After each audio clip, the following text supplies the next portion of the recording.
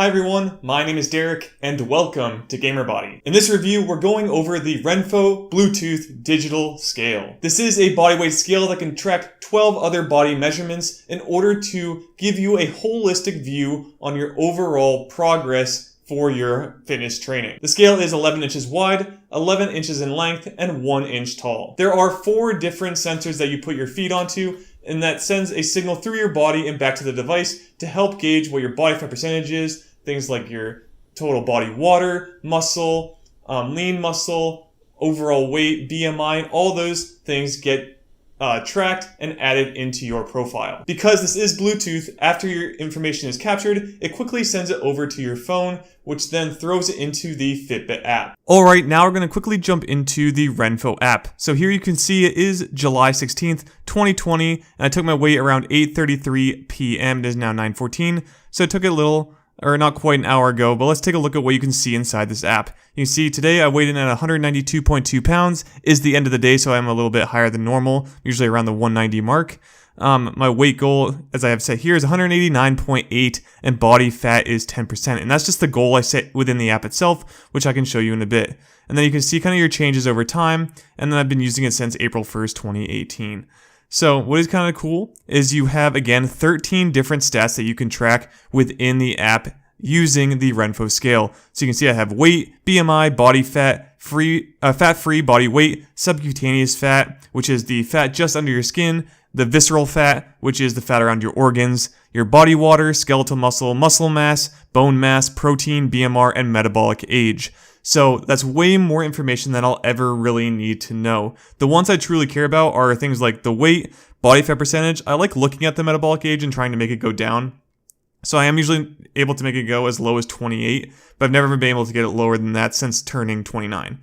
But other things I like to look at are like the body fat percentage, which is a little higher today. But just know I've had it as low as like 14.7 and stuff like that. But those are the stats that I primarily look at. The other ones are kind of good to have in there, just in case you want to look at it, but I don't really look at them all that often. So another cool thing you can do is click on the upper left, where you can see a little icon, and you can put in stats for your body. Now, I haven't updated this in quite some time, but just know that you can put them in if you want to track something like the Adonis ratio, or the golden ratio for especially male physiques, where they try and hit the perfect ratio that is the most appealing. But just know that is available to you. So some other things you can do is track your trends over time, which is pretty cool. So you can see that I've weighed in over here. You can see I went from like 190 all the way down to 186 not too long ago. So you can actually click on it and see the date. So 7/14 to 2020. So 2 days ago, I weighed in 4 pounds less. So that's where you can tell where I kind of fluctuate quite a lot. And then these dots show where I actually did take my information. Some days more than others. So I like to take it multiple times just to see if it always rings true the same each time I take it. But just know you can see the information there. And today is the 16th. I took it 3 times. They all came in the exact same. So that's kind of cool. But let's go back. So we have trends for that. You can see your BMI trends over time, your body fat, fat-free weight. Again, all those stats are then tracked for you in graph form over time, which is really, really cool. And then you get based on week, month, and year, and then circumference, which I've never really looked at, but it is there for you to go through. So again, there's so much information here that I don't really even need. For the most part, I'm just looking at my normal weight and body fat percentage and seeing what the graph looks like. But it is kind of cool that you get that in the app. You also have this Discover tab, which is more of just getting their products, which is pretty dumb in my opinion. I don't care for that. And then we have My Account. So you can see I have both mine and my wife's account. She hasn't used it since December of 2017, so it's been a long time since she's actually had it synced to her phone. But you have things like FAQ, your help. You can also edit your own profile. So if I click into this, actually, let's go back. Well, actually, I left the app by accident, so we go back into RENPHO. And let's go back to my account. So if we click edit up at the top, you can see I have it set to male. My name has my birthday, which I'm going to edit out. Height at 5'11", and athlete mode. So you can have athlete or just standard modes. I have it on athlete mode because I do work out multiple times a week, and I am decently active outside of my work. So that is set to athlete mode. Now, if you're someone who basically sits all day long and you're just tracking this really just for your weight and stats, you're probably going to set it to something like just the standard mode. But let's go back. So then you can also add a new member. So again, you can have up to 8 members in the app being tracked at once. And then you can also change other settings. So if we go to settings, there's tons of things in here. So you can change the color of the background. We can set new goals for ourselves. So I set to 180 pounds at 10%, which is pretty hard for me to get to. But it's a goal I've set for myself. You can change the units that you're using. So like kilograms, pounds, all of the information. Length units as well. We can do things like the measurement sounds that come through, which I don't actually do. Bluetooth anomaly detections.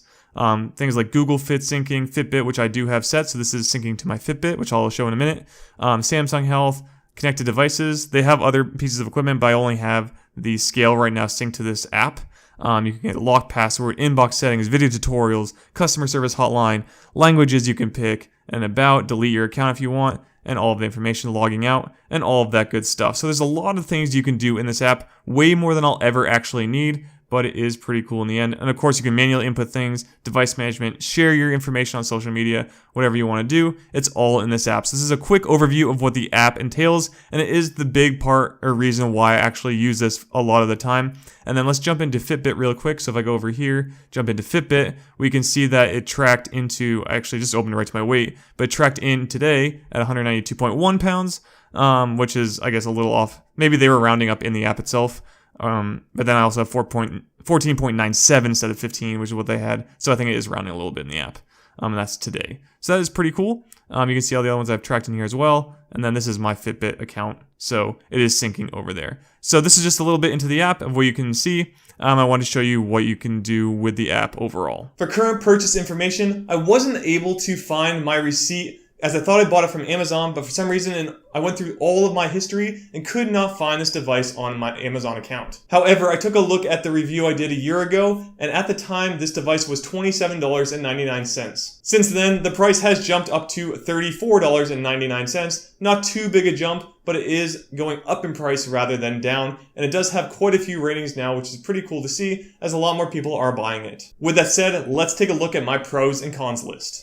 Coming in at number 1, we have that the RENPHO scale is very simple to use. After the initial setup, all you need to do is stand on the device, put your phone in the RENPHO app mode, and in about 10 to 15 seconds, the scale will capture the information and send it to the Fitbit app. My next pro is that I think this is a fair price for what this device can bring to you. While again, maybe like the body fat percentage isn't 100% accurate, it gives you a great number to work off of and improve upon over time. My next pro, and probably the greatest part of the device itself, is the app. As everything is captured and sent to this app, you can also see trends, and it graphs it all out for you, which is really cool. And this is for every single stat that's captured. It does graph it out for you so you can see your progress if you're going in the correct or wrong direction. This scale can support up to 396 pounds according to the Amazon sales page, which is pretty good. If you weigh over this, I would just start going out and moving more in order to burn off additional calories until you can get under that weight limit before even deciding to purchase the scale. But if you're under that, like me, coming in at around 185 to 190 pounds, this is well within that limit. My last pro is that you can support up to 8 total users on it. What it does is it tries to each time calculate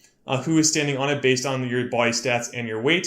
Now, if people are similar in build, I'm not quite sure what happens there, but as it's just my wife and I, and we are quite different in terms of body weight and size, it instantly knows who is standing on the scale. And with that, let's jump into my cons list. My first con is that you do need to have 3 AAA batteries. While I've never had to actually change them, I do wish that the rechargeable version was still there. I tried looking on Amazon because I know I saw it before, but I could not find the rechargeable one anywhere online as of right now. My next con is because of that glass finish, this can get really dirty and dusty, and visibly so, very quickly. You may end up cleaning this quite a bit from time to time, so just make note that it can pick up a lot of dust and dirt very fast. And my last con, and probably the biggest con that most people are going to find, is that this isn't again 100% accurate when it comes to things like body fat percentage. Your weight and everything is captured great, don't get me wrong, that's perfect. It's things like body fat percentage and like your total body muscle and all those things is not going to be 100% accurate with the device. It's going to be decently close, there's going to be a range of error, but just note that it is not 100% accurate. What you should again be doing is taking that number and trying to improve it over time. And that is it for my pros and cons list. With that, I always like to ask myself, would I buy this product again? And the answer is 100% yes. I've yet to change the batteries in this device after over a year. It captures way more information than I'll ever really need to know. It graphs everything out for me. It's super simple to use, has up to 8 users. All those things I talked about before, really, it's just a one and done deal. And again, it syncs with things like my Fitbit in order to capture everything I need to improve upon with my training over time. And that's it. That is it for this review. So if you did like it, please like and subscribe to GamerBody for more reviews just like this one. Also, make sure you head over to GamerBody.com. There you can check out my personal home fitness program, the equipment I currently own and use, as well as learn from the information I'm using to build muscle, burn body fat, and gain confidence, all from the comfort of home. And that is it. So again, please like and subscribe. I'll see you all in the next video. Be fit and game on.